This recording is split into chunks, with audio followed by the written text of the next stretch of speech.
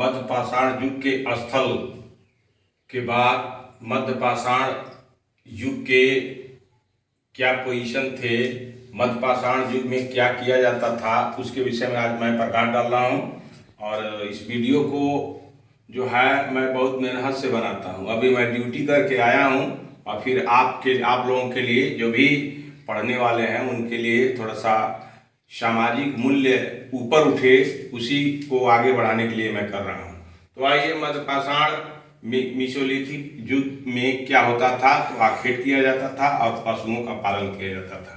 तो इसमें आपको जानना है कि मैं मध्य पाषाण युग के स्थल को कल मैं बता दिया था, 17 तारीख को बता दिया था।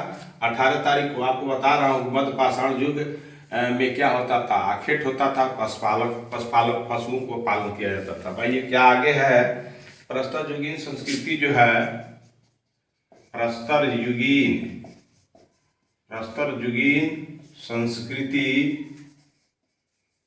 युगीन संस्कृति में 9000 ईस्वी में एक मध्यवर्ती अवस्था का आरंभ हुआ। एक मध्यवर्ती अवस्था का जन्म हुआ। एक मध्यवर्ती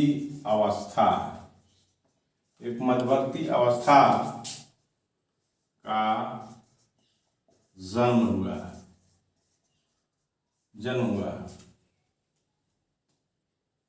जिसे मध्य पाषाण युग कहा गया।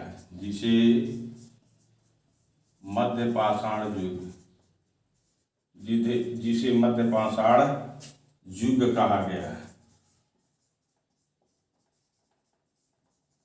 युग कहा गया। यह पूरा पाषाण युग तथा नव पाषाण युग के बीच का संक्रमण था। यह नव पाषाण युग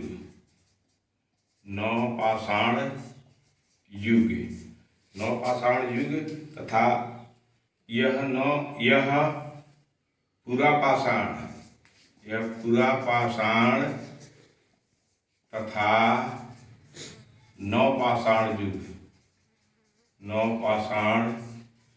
युग के बीच का संक्रमण था।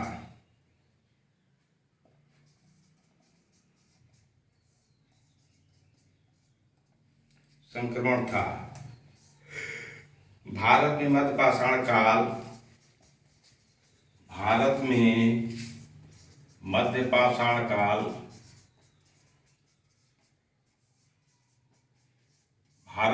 पाषाण काल के विषय में जानकारी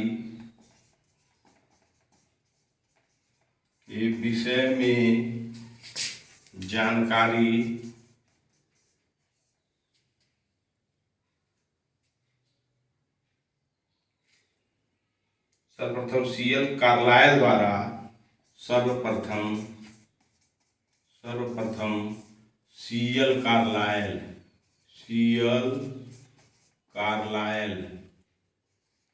कार्लाइल के द्वारा 1867 ईस्वी में विंध्य क्षेत्र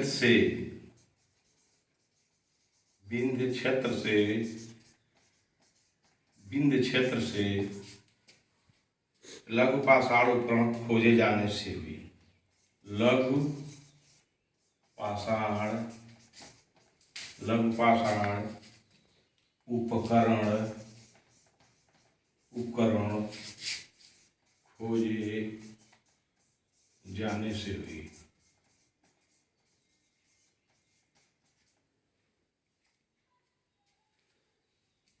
जब हम आपको बता दिए थे कि मध्य पाषाण युग के स्थल क्या है कल, तो आज हम चल रहे हैं मध्य पाषाण, जिसको अंग्रेजी में मीसोलिथिक एज कहा जाता है, न्यू मीसोलिथिक एज कहा जाता है।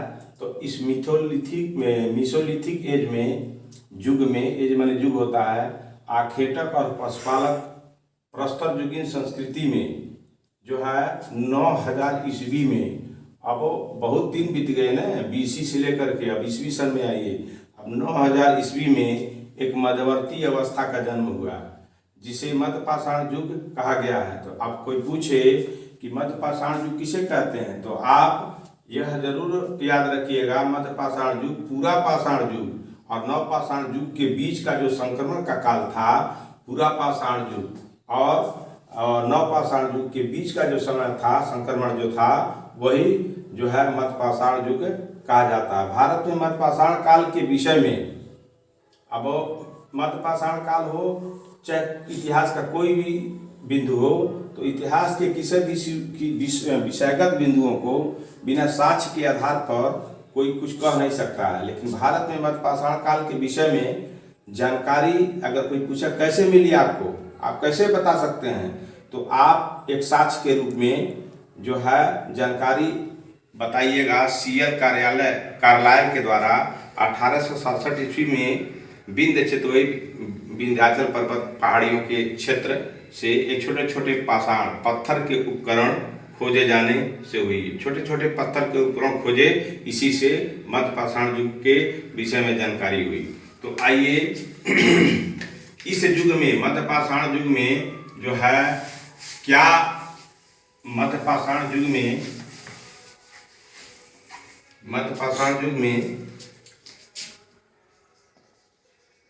मध्य पाषाण युग में लोग शिकार कर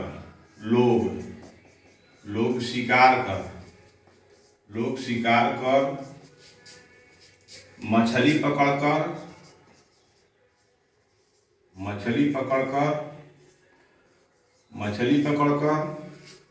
और खाद्य वस्तुओं का संग्रह कर और खाद्य वस्तुओं का संग्रह कर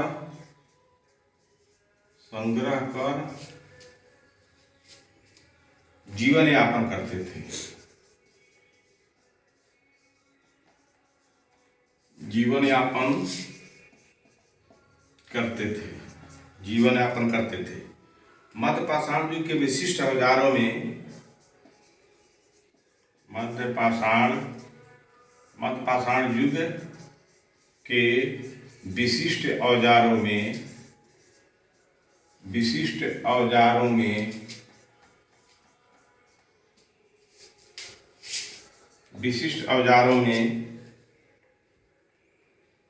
सूक्ष्म पाषाण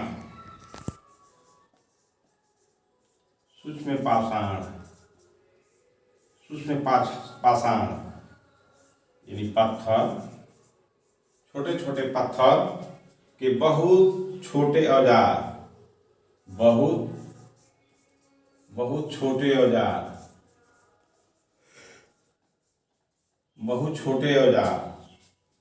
माइक्रोलिथ कहते हैं इसको।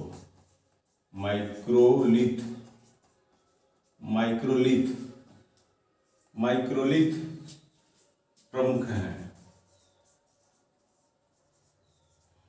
आपसे पूछा जाए कि मध्य पाषाण काल में जो औजारों के जो है स्वरूप क्या थे, तो मध्य पाषाण काल में औजारों के स्वरूप माइक्रोलिथ थे, यानी छोटे छोटे औजार थे, वही प्रमुख थे। सूक्ष्म पाषाण थे, मतलब छोटे छोटे पत्थरों के औजार थे।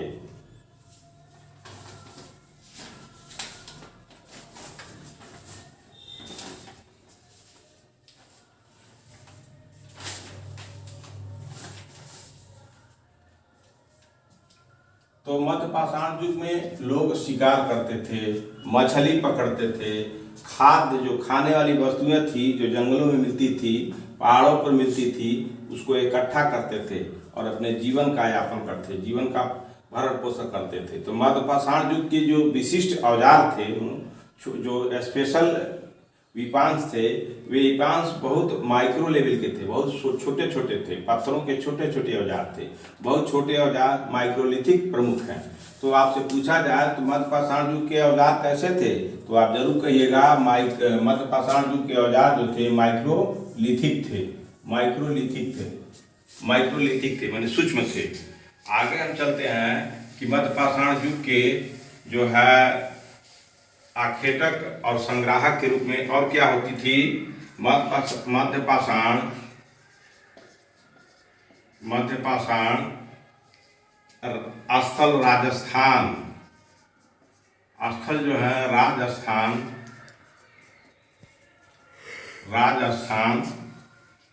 दक्षिण उत्तर प्रदेश,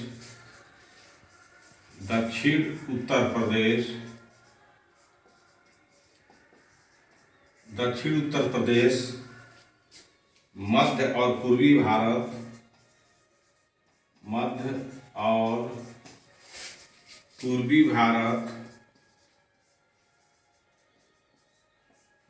पूर्वी भारत में अत्यधिक मात्रा में पाए गए हैं, अत्यधिक मात्रा में पाए गए हैं।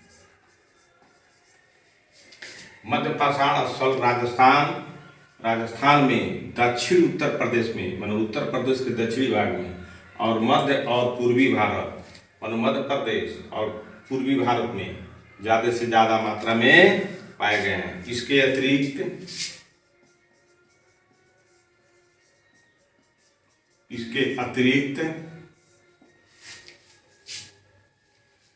कुछ स्थल दक्षिण भारत में कृष्णा नदी के दक्षिण में पाए गए हैं। इसके अतिरिक्त कुछ स्थान दक्षिण भारत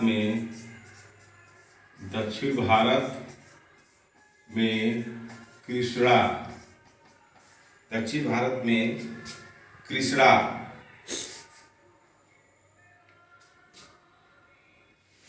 नदी के दक्षिण में ही पाया गया है।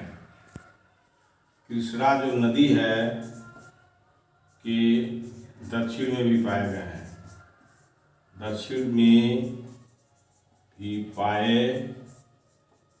हैं, ये आपका नेक्स्ट बिंदु है कि मध्य पाषाण स्थल राजस्थान में मिले हैं, दक्षिण उत्तर प्रदेश में है। मध्य पाषाण युग के स्थल के विषय में आपको हम बता ही दिए हैं, तो उसी चीज की इंटरप्रिटेशन यहाँ किया जा रहा है कि मध्य पाषाण स्थल राजस्थान में, दक्षिण उत्तर प्रदेश में, मध्य प्रदेश में या पूर्वी भारत में अत्यधिक मात्रा में, ज़्यादा से ज़्यादा इन्हीं में, राजस्थान में, दक्षिण उत्तर प्रदेश में, मध्य भारत में, पूर्वी भारत में अत्यधिक मात्रा में पाए गए हैं। इसके अतिरिक्त कुछ स्थान दक्षिण भारत में कृष्णा नदी जो बहती है तो कृष्णा नदी के दक्षिण में भी पाए गए हैं। भारत में मानव अस्थिपंजर, भारत में मानव के अस्थिपंजर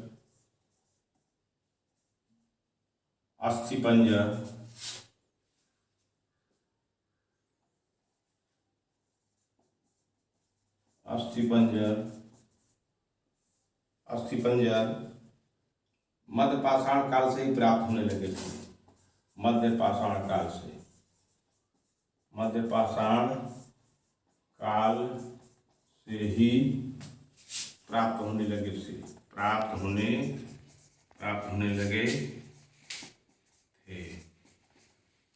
लगे थे।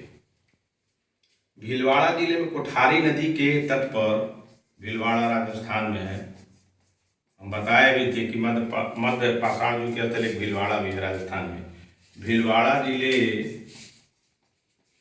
जिले के कोठारी एक जगह है, भीलवाड़ा जिले के कोठारी नदी के तट पर, कोठारी एक नदी है, कोठारी नदी के तट पर स्थित बागोर, बता भी दिए थे बागोर आपको, तो कोठारी नदी के तट पर बागोर, तो हमेशा याद रखिएगा राजस्थान में, भीलवाड़ा राजस्थान में है और बागोर भी राजस्थान में है। तो ये बागोर जो है भीलवाड़ा जिले में ही है। बागोर भारत का सबसे बड़ा महापाषाणिक स्थल है, भारत का सबसे बड़ा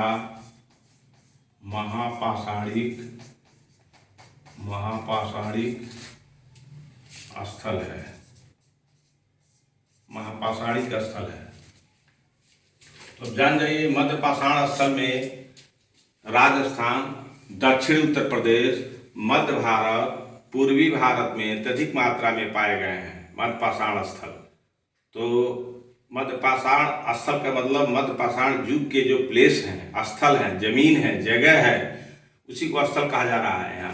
तो राजस्थान, दक्षिण उत्तर प्रदेश, मध्य भारत, पूर्वी भारत में अत्यधिक मात्रा पाए गए हैं। इसके अलावा कुछ स्थान दक्षिण भारत में, इसके अलावा भी कुछ स्थान हैं मध्य पाषाण काल के जो दक्षिण भारत में, जो कृष्णा नदी है के दक्षिण में भी पाए गए हैं। तो अगर पूछते हैं कि कृष्णा नदी कहाँ है, तो दक्षिण भारत में है। पूछते हैं दक्षिण, ये मध्य पाषाण काल के स्थल दक्षिण में किस नदी के किनारे पाए गए हैं, तो आप कृष्णा नदी के दक्षिण में पाए गए हैं। सब मतलब पढ़िएगा, आपको तो स्पष्ट हो जाएगा, और स्पष्ट होने के बाद आपको और जीएस बनता जाएगा, और ये मेन परीक्षा में भी आएगा। मध्य पाषाण युग के स्थल पर आप चाहें तो लिख भी सकते हैं जब सवाल आएगा तो भारत में मानव के अस्थिपंजर मध्य पाषाण काल से प्राप्त होने लगे थे। तो अगर पूछा कि भारत में मानव के अस्थिपंजर मतलब हड्डियों का सबूत कब से मिलना शुरू हुए, तो मध्य पाषाण काल से, मतलब पूरा पाषाण काल से नहीं, मध्य पाषाण काल से मिलने शुरू हुए। पूरा पाषाण काल में मानव की हड्डियां नहीं मिली हैं। भारत में मानव के अस्थिपंजर मध्य पाषाण काल से ही प्राप्त होने लगे थे। तो भीलवाड़ा जिले के कोठारी नदी के तट पर बागोर एक स्थान है। उसी वह बागोर भारत का सबसे बड़ा महापाषाणिक स्थल है। अगर महापाषाण युग के स्थल खोजिए तो उसको कौन सबसे ज्यादा मिला है, वह बागोर जिला, बागोर है, स्थान है। और भारत और राजस्थान का एक भीलवाड़ा जिला है, जहाँ भीलवाड़ा से जिले में बागोर एक स्थान है। उसी कोठारी नदी है, भीलवाड़ा जिले की जो कोठारी नदी है, याद रखिएगा कोठारी नदी। तो याद रहेगा कोठारी नदी के तट पर बागोर भारत का सबसे बड़ा महापाषाणिक स्थल है। तो ये सवाल आपको हो जाएगा, कोठारी नदी कहाँ है, भीलवाड़ा कहाँ है, तो राजस्थान में है। राजस्थान में बागोर कहाँ, तो राजस्थान में है। और बागोर किस जिले में, भीलवाड़ा जिले में है। कोठारी क्या है, तो नदी है, वो किस जिले में है, भीलवाड़ा में है। तो ये इस तरह से आपको हेर फेर के बहुत सारे जीएस पर प्रकाश डालता है, मतलब प्राचीन इतिहास में। तो आइए अब आगे चलते हैं।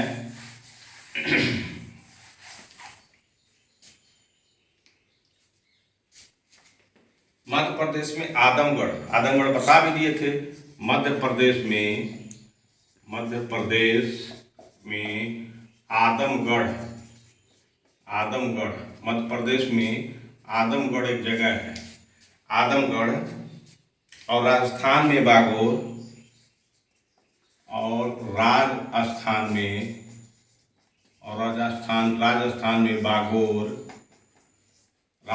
में बागोर पशुपालन के प्राचीनतम साक्ष्य प्रस्तुत करते हैं। पशुपालन के प्राचीनतम साक्ष्य प्रस्तुत करते हैं। तो याद रखिए, आदमगढ़ आपको बता दिए थे मध्य पाषाण युग के स्थल कौन कौन है, तो आदमगढ़ भी है। तो मध्य प्रदेश में है आदमगढ़, मध्य प्रदेश में आदमगढ़ है। आदमगढ़ और राजस्थान में बागौर। यहाँ पशु पालने के प्राचीनतम साक्ष्य सबूत मिले हैं। तो अगर पूछ दे कि मध्य पाषाण काल में कहाँ से पशु पालने के साक्ष्य मिले हैं, तो आदमगढ़ और बागौर। याद रखिएगा, इस पर आप 4 लाइन लिख भी सकते हैं और जानकारी भी हो गई। क्योंकि मध्य पाषाण युगीन जो है खाद्य संग्राहक का पशुपालक थे, तो पशुपालन का साक्ष्य आदमगढ़ है और बागौर है। तो पशुपालन के साक्ष्य को लिखते समय आदमगढ़ और बागौर को नहीं भूलिएगा। जिसका समय लगभग 5000 जिसका समय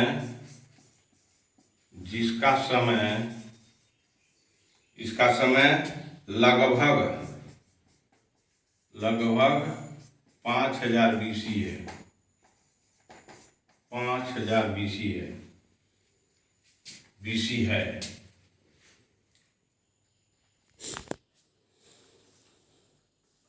अब इसके बाद इतने चीज मैं आपको बता दिया कि अब पूरा पाषाण काल, मध्य पाषाण काल और मध्य पाषाण के पूरा स्थल कहाँ है, तो स्थलों के विषय में बता दिया। आप उन स्थलों के विषय में बिंदुवार आपको बताए कि ये पशुओं को चराते थे, पालते थे और खाद करने के लिए संग्रह करते थे, पशुओं को पालना शुरू किए थे। तो पशुओं को पालने के साक्ष्य आपको मिले हैं आजमगढ़ से और बागोर से। अब आइए हम चलते हैं आपको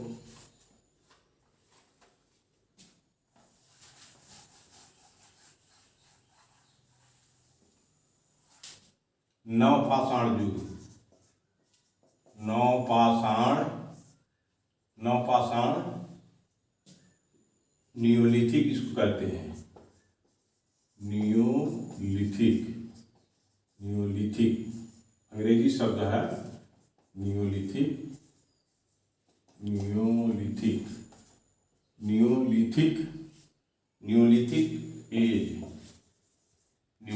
एज, नवपाषाण युग। ये युग खाद्य उत्पादक था, इसको खाद्य उत्पादक कहते हैं। इस युग को खाद्य उत्पादक।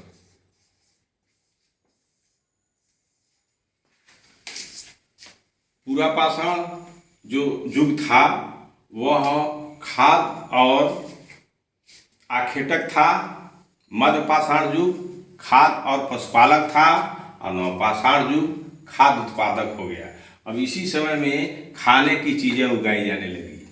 इसी समय में मानव जीवन में जो आवश्यकताएं होती थी खाने के लिए, वो खाने की चीजें इस समय उत्पादन किया जाने लगा, प्रोडक्शन किया जाने लगा। तो आपसे पूछ दे किस युग में, प्राचीन इतिहास के किस युग में खाने की चीजों का उत्पादन किया जाता था, तो दे देगा पूर्व पाषाण काल, पूरा पाषाण काल, मध्य पाषाण काल और नवपाषाण काल, पूर्व और नवपाषाण काल। तो आप वही नहीं मारिएगा, आप नवपाषाण काल को ही मारिएगा कि नए पाषाण काल में ही खाद्य उत्पादन होता था। और इसके पहले पशुओं को चराया जाता, पशुओं को पाला जाता था और उसी के सहारे अपने खाद्य की आवश्यकताओं को पूरा किया जाता था। और उसके पहले पूरा पाषाण काल में पशुओं को मार के खाया जाता था और जो है आखेट किया जाता था। तो आइए इस बिंदु पर चलते हैं यूनानी भाषा का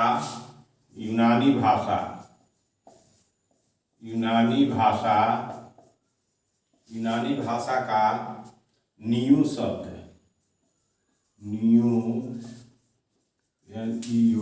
शब्द, यूनानी भाषा का नियो शब्द नवीन के अर्थ में प्रयुक्त होता है। नवीन के अर्थ में प्रयुक्त होता है। नवीन के अर्थ में प्रयुक्त होता है मतलब अगर पूछ दे नवीन शब्द किस भाषा का शब्द है, तो यूनानी भाषा आप लिखिएगा नियो माने होता है नवीन। न्यूली, नियो, ये सब कौन भाषा का शब्द है? यूनानी भाषा। तो छोटा चीज तो दिखाई दे रहा है, लेकिन सवाल के रूप में अगर पूछ दिया जाएगा कि जो नवीन शब्द अंग्रेजी किस भाषा से निकला है, तो यूनानी भाषा से निकला है।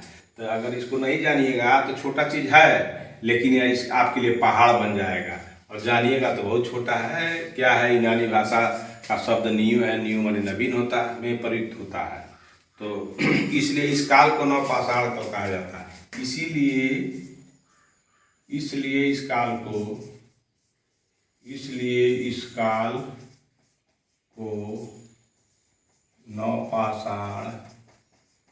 इस काल को नवपाषाण काल कहा जाता है। ठीक है। भारत में नवपाषाण काल से संबद्ध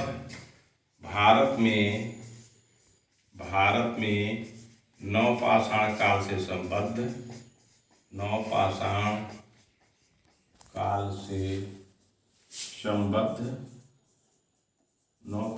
काल से संबद्ध पुरातात्विक खोज प्रारंभ करने का श्रेय पुरातात्विक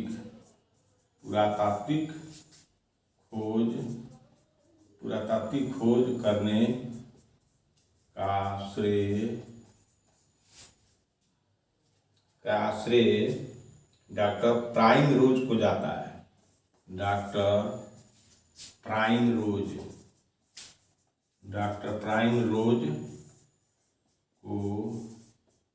जाता है। उधर आपने देखा है कि जो है आपको मध्य पाषाण काल का जो है खोज जो है आपको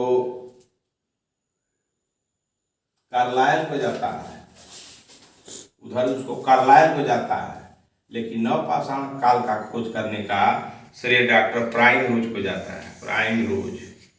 डॉक्टर प्राइम रोज को जाता है, डॉक्टर प्राइम रोज को जाता है, जिन्होंने 1842 ईस्वी में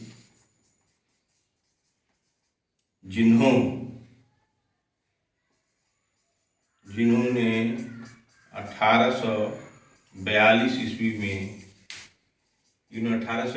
ईस्वी में जो है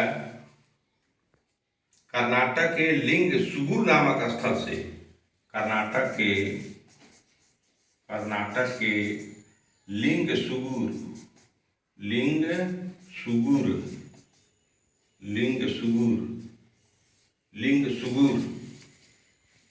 नामक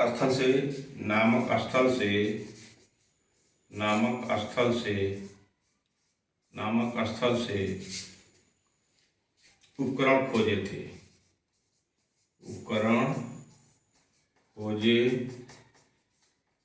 तो आपको याद होना चाहिए कि मध्य पाषाण युग के जो छोटे छोटे पत्थर के औजार खोजे थे वह कार्लायल थे, 1867 में खोजे थे। और नवपाषाण युग के जो खोज किए थे इनका श्रेय डॉक्टर प्राइम रोज को जाता है। और डॉक्टर प्राइम रोज इसकी खोज 1842 ईस्वी में कर्नाटक के लिंग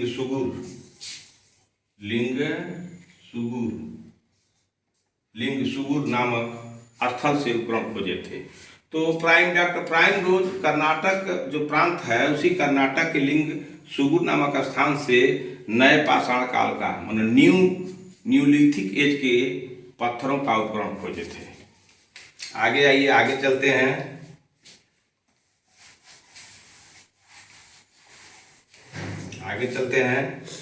सर्वप्रथम 1860 में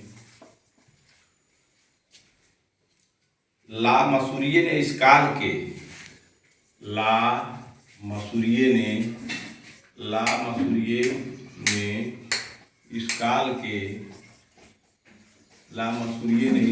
के प्रथम प्रस्तर उपकरण, इस काल के प्रथम प्रस्तर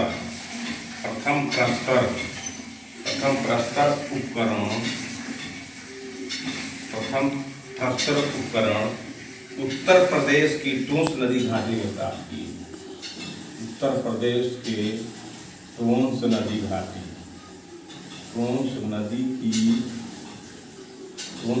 की घाटी से प्राप्त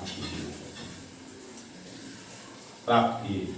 तो ये अब जान जाइए कि पूरा पाषाण काल में जो है आपको मानव के अस्थिपंजर नहीं मिले। मध्य पाषाण से मानव के अस्थिपंजर मिलना शुरू हुए और जो है मध्य पाषाण के पत्थरों की खोज जो है कार्लायल ने किया और नवपाषाण के में जो है आपके डॉक्टर प्राइम रोज ने किया। और 1860 में ला मसूरिये नामक एक विद्वान थे, इतिहासकार थे, पुरातत्ववेत्ता थे। उन्होंने इस काल के प्रथम प्रस्तर उपकरण किस काल के नवपाषाण काल के प्रथम प्रस्तर उपकरण उत्तर प्रदेश के टोंस नदी की घाटी से प्राप्त किए। तो पूछे पहला नवपाषाण काल में पहला पत्थर के उपकरण किसने खोजा, तो आप कहिएगा मसूरिये ने खोजा। किसने खोजा? मसूरिये ने खोजा। और कब खोजा? 1860 में। कब खोजा? 1860 में खोजा। आइए आगे चलते हैं। नवपाषाण युग की एक ऐसी बस्ती मिली है, नवपाषाण नवपाषाण काल की एक ऐसी बस्ती मिली है, ऐसी बस्ती मिली है, नवपाषाण काल की एक ऐसी बस्ती मिली है, इसका समय लगभग 7000 ईसा पूर्व बताया गया है, जिसका समय लगभग 7000 BC बताया गया है, BC बताया गया है, 7000 BC बताया गया है। नवपाषाण युग की प्राचीनतम बस्ती, नवपाषाण युग के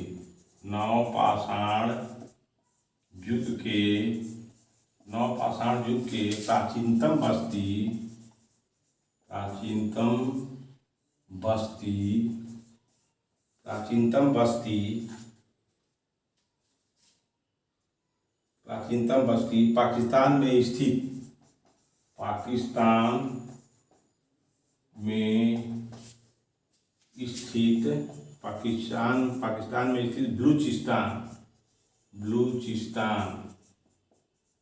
पाकिस्तान में भी है बलूचिस्तान प्रांत के मेहरगढ़ में है। बलूचिस्तान एक प्रांत है पाकिस्तान में, बलूचिस्तान प्रांत के मेहरगढ़ जिले में है, मेहरगढ़ जिले में है। नवपाषाण काल की एक ऐसी बस्ती मिली है नवपाषाण काल में कि जिसका समय लगभग 7000 BC बताया गया है। नवपाषाण युग के प्राचीनतम बस्ती जो है, नवपाषाण युग में जो प्राचीन बस्ती है नवपाषाण युग का, उसकी जो प्राचीन बस्ती है वो पाकिस्तान में है, और वो भी पाकिस्तान के किस प्रांत में, बलूचिस्तान प्रांत में है, और वो भी बलूचिस्तान प्रांत के किस जिले में है, तो मेहरगढ़ जिले में है। मेहरगढ़ में कृषि के प्राचीनतम साक्ष्य मिले हैं। मेहरगढ़ जिले में, मेहरगढ़ में कृषि के प्राचीनतम साक्ष्य मिले हैं, साक्ष्य मिले हैं। तो अगर पूछ दे कृषि के प्राचीनतम साक्ष्य कहाँ मिले हैं, तो पाकिस्तान, आधुनिक पाकिस्तान राज्य के बलूचिस्तान प्रांत के मेहरगढ़ जिले में है, और मेहरगढ़ जिले में है कृषि के प्राचीनतम साक्ष्य मिले हैं। अब आइए आपको बताते हैं, आगे चलते हैं। इलाहाबाद में स्थित, नवपाषाण युग की बात बोल रहे हैं, इलाहाबाद में स्थित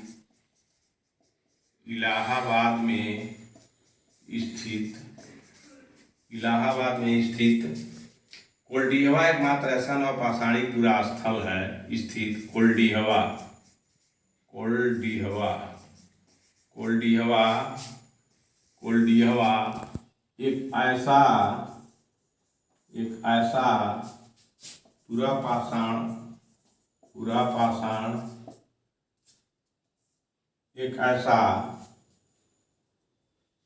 एक ऐसा नवपाषाणी पूरा स्थल, एक ऐसा नवपाषाणिक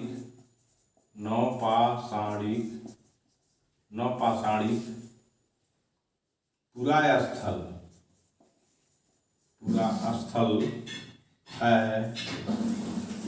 है जहाँ से चावल या धान के प्राचीनतम साक्ष्य प्राप्त हुए हैं, जहाँ से चावल और धान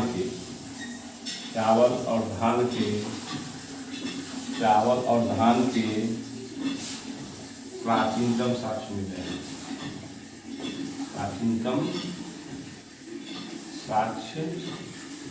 प्राचीनतम साक्ष्य मिले हैं। अब समझ लीजिए, अगर पूछे कि पूरा पाषाण काल, मध्य पाषाण काल, नवपाषाण काल जो है प्राचीन इतिहास के सबसे बड़े मतलब प्रस्तर युग के काल हैं, किस काल में और कहाँ से जो है चावल और धान के प्राचीनतम साक्ष्य मिले हैं, तो उसमें लिख देगा कई नाम। तो कोल्डिहवा आप पकड़ लीजिएगा कि इलाहाबाद में स्थित है कोल्डिहवा, तो कोल्डिहवा एक ऐसा नए पाषाणिक युग का पुराना स्थल है या पूरा स्थल है जहाँ से चावल और धान के प्राचीनतम साक्ष्य मिले हैं। अब आगे चलिए बताते हैं। कोल्डिहवा को मत भूलिएगा, ये जो है खाद्य उत्पादक का ही एरिया में आता है। नवपाषाण युग के निवासी, नवपाषाण युग के निवासी, नवपाषाण युग के निवासी, नवपाषाण युग के निवासी सबसे पुराने कृषक समुदाय थे। सबसे पुराने कृषक समुदाय थे। कृषक समुदाय थे, यानी किसानी का काम करते थे। धरती से जो ही चीज होता वही उगाते थे। नवपाषाण युग में कहीं जाति होती नहीं थी, कहीं वर्ण वगैरह नहीं था। मानव थे और कृषक थे, और एक वर्ग था, कृषक वर्ग था। वह कृषक का एक समूह था। कहीं वर्ण व्यवस्था और कहीं जाति व्यवस्था नहीं थी। तो नवपाषाण युग के निवासी सबसे पुराने कृषक समुदाय के थे।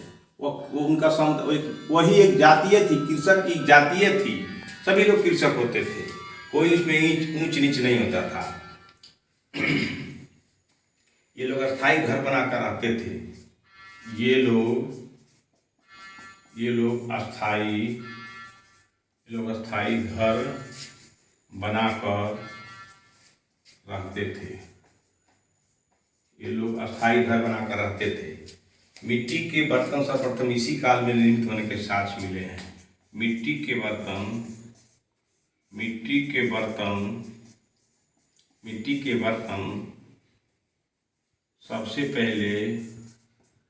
सबसे पहले नवपाषाण काल में ही मिले हैं।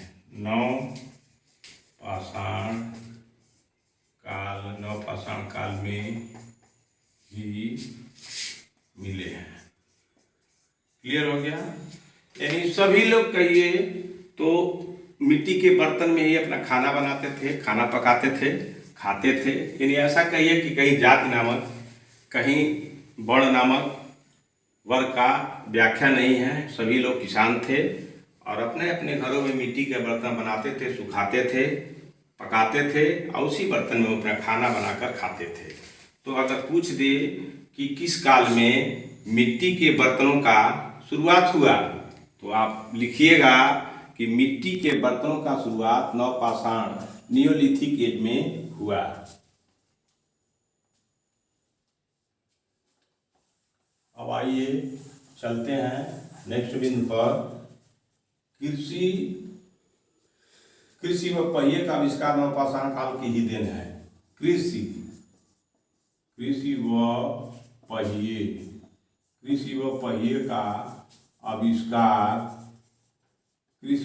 का आविष्कार नवपाषाण की ही देन है।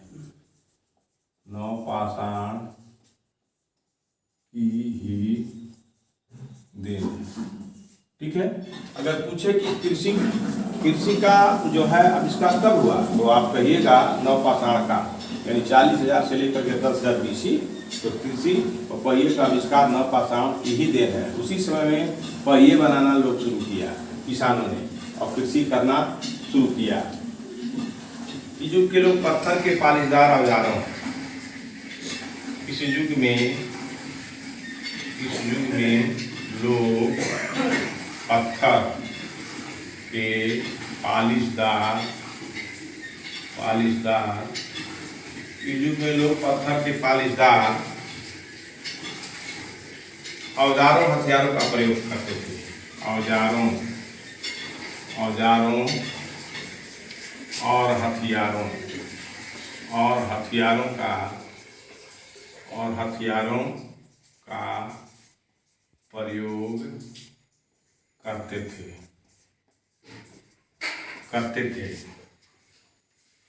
वे विशेष रूप से पत्थर की कुल्हाड़ियों का इस्तेमाल करते थे। वे विशेषकर पत्थर की कुल्हाड़ी बनाते थे। पत्थर की कुल्हाड़ी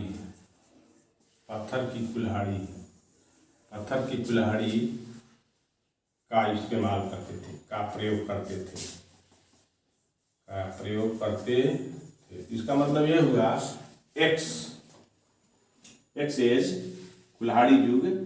तो कुल्हाड़ी जब बनती थी तभी उसका प्रयोग होता था, इसीलिए नवपाषाण युग में कुल्हाड़ी के बनाने या प्रयोग करने का यह युग नवपाषाण काल से शुरू होता है।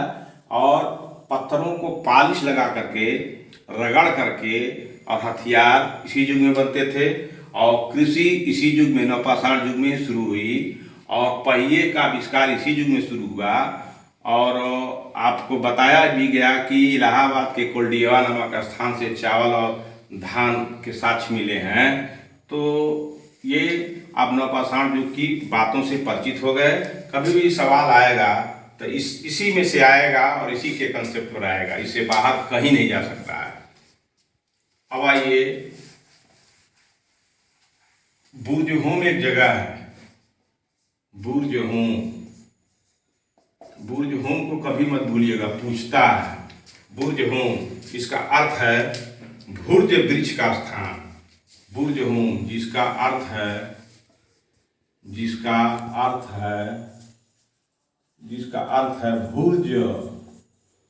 भुर्ज वृक्ष का स्थान, भुर्ज वृक्ष का स्थान। यह श्रीनगर से बुर्जहोम, यह श्रीनगर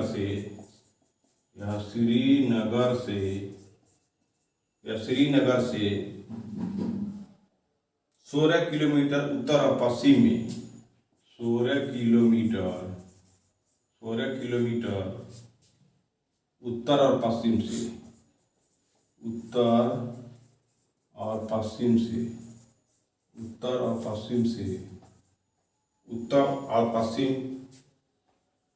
पश्चिम में श्रीनगर, जम्मू कश्मीर में है, श्रीनगर से उत्तर और पश्चिम के कोने पर, 16 किलोमीटर के उत्तर और पश्चिम के कोने पर अवस्थित नवपाषाणिक स्थल है। अवस्थित नवपाषाणिक स्थल है,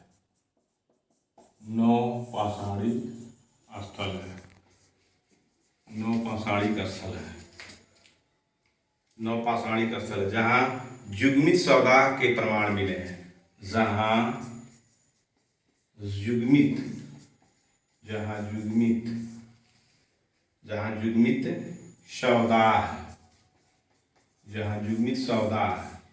सौदा के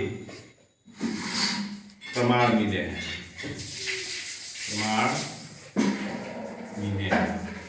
बुर्जहोम को याद करिएगा। बुर्जहोम इसका अर्थ है भुर्ज वृक्ष का स्थान। यह श्रीनगर से 16 किलोमीटर के उत्तर और पश्चिम में अवस्थित नवपाषाणिक स्थल है। यहाँ से युग्मित सौदा के प्रमाण मिले हैं। स्त्री और पुरुष एक साथ लगा करके और उसके लाश को दहाया गया है। बुर्जहोम के लोग डरे। ये जो बुर्जहोम है, बुर्जहोम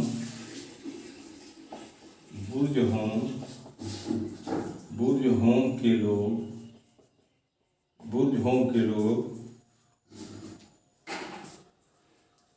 खुरदरे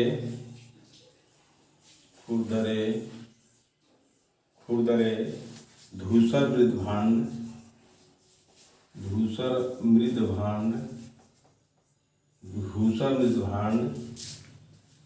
का प्रयोग करते थे।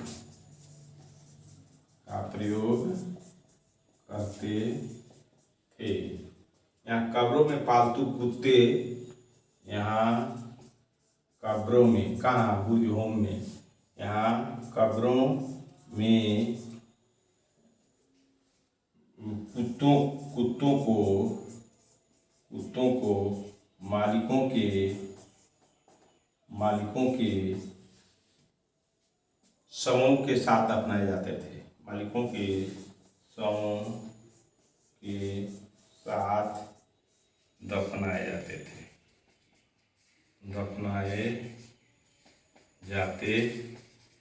हो गया। तो बुर्जहोम को याद रखिएगा।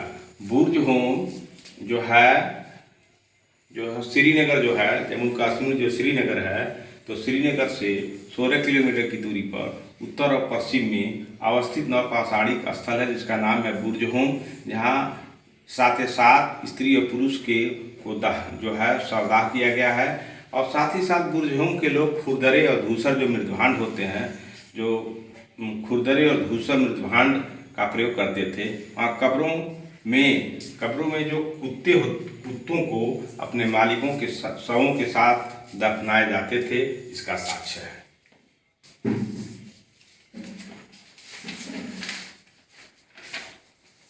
अब हम आपको और आगे ले चलते हैं।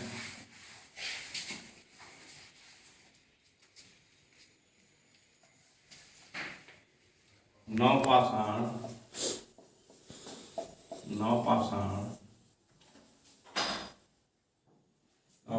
स्थल गुप्त कराल। नवपाषाण स्थल एक स्थल है। नवपाषाण स्थल गुप्त कराल एक स्थान है, गुप्त कराल। इसका अर्थ होता है कुलाल अर्थात कुम्हार की गुफा। गुप्त कराल जिसका अर्थ होता है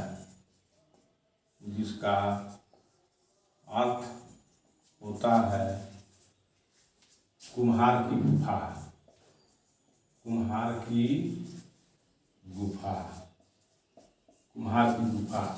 गुप्त कराल कुम्हार की गुफा।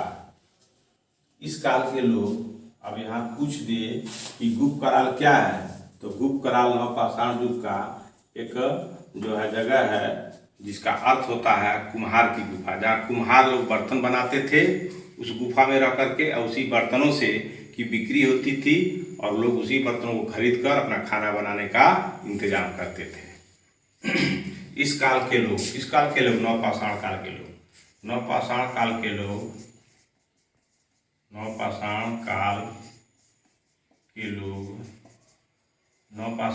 के लोग कृषि और पशुपालन दो तरह के कार्य करते थे। कृषि और